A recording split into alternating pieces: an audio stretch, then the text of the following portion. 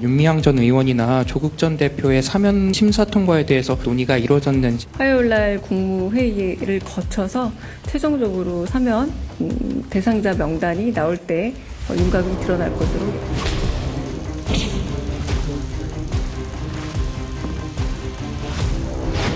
원래 화요일에 열리는 국무회의가 오늘로 앞당겨졌습니다. 조국 윤미향의 사면이 그리도 급했습니까?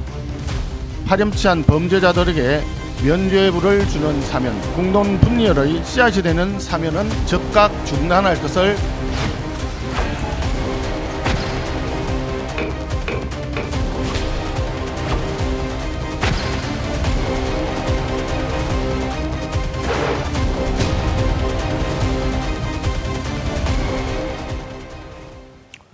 오늘 발표된 리얼미터 여론조사 한번 보겠습니다. 이재명 대통령의 국정 수행 지지율이 지난주 대비해서 6.8%포인트, 여기에는 무려라는 수식을 붙여도 될 것 같습니다. 무려 6.8%포인트가 빠졌습니다. 한 주 만에 대통령 지지율이 이렇게 빠지기 쉽지 않거든요. 반면 또 부정적인 평가는 31.4에서 38.2로 크게 뛰었고요.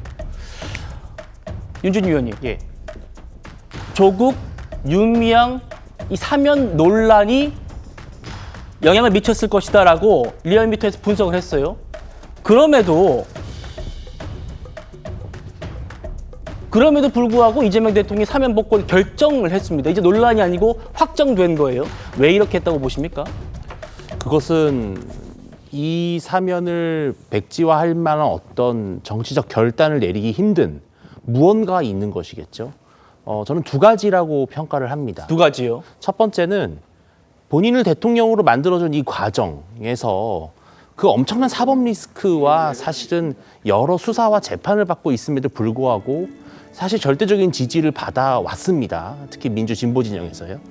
그러한 지지에 대해서 본인이 뭔가 정치적 대가를 지급해야 된다라고 하는 그런 것이 없었다면 이렇게 무리를 해서라도 사실은 지난 역대 정부의 출범 직후의 사면 복권 이 역사를 보면 이렇게 출범하자마자 정치인들, 그것도 본인이 속해 있는 진영의 정치인들을 노골적으로 사면한 사례가 많지 않습니다. 상당히 좀 이례적인 경우거든요. 그러니까 뭔가 대선 승리에 대한 정치적 채무 청구서가 날아왔다. 이렇게 볼 수 있는 것이고요. 전 두 번째로 또 뭘 보냐면은 사실은 이재명 대통령 본인이 바로 사법 리스크에 컴플렉스가 있는 사람입니다. 재판이 사실은 중단됐을 뿐이지 종료된 건 아닙니다. 대통령 임기가 끝나고 나면 재판이 재개될 가능성도 상당히 높습니다.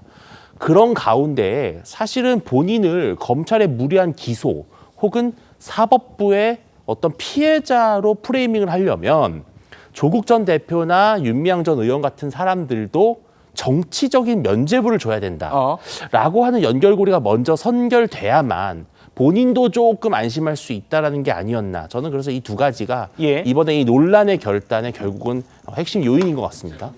계속해서 한번 분석해보죠. 이재명 대통령은 왜 지지율 급락을 감수하면서까지 이 사람들을 사면해주기로 했는가? 정성호 법무장관 목소리 들어보시겠습니다. 국민 통합을 동력으로 삼아 내란의 위기를 극복하기 위해 범죄의 경중, 국가에 기여한 공로 등을 종합적으로 고려하여 주요 공직자와 정치인 27명을 사면 대상에 포함하였습니다.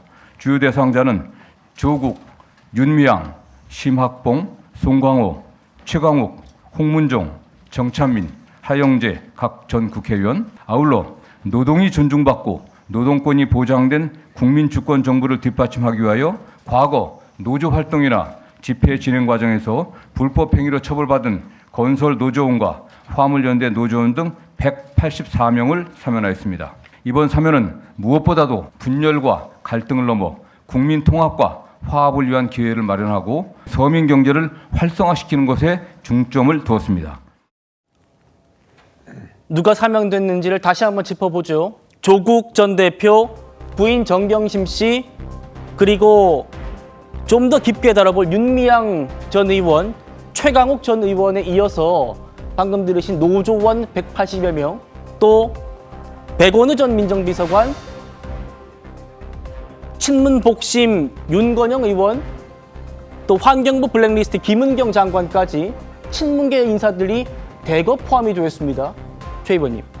정성호 장관 얘기로는 지금 보신 이 명단이 국민통합, 범죄 경중 따졌을 때 그리고 국가에 기여한 공로가 크다.